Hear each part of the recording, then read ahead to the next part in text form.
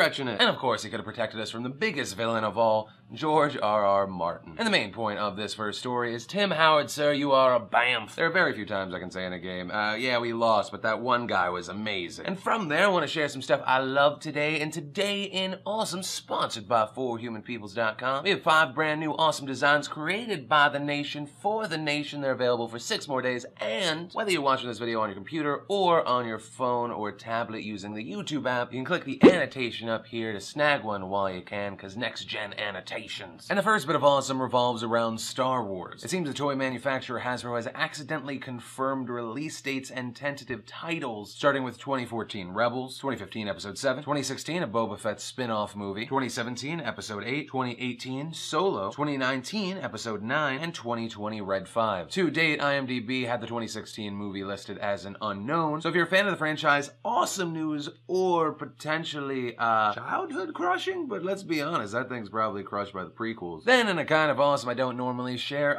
Justice. This adult bully in Atlantic City is just harassing this guy over and over. He then decides to escalate the situation, and it turns out to be a bad move for him. Ooh! Oh! This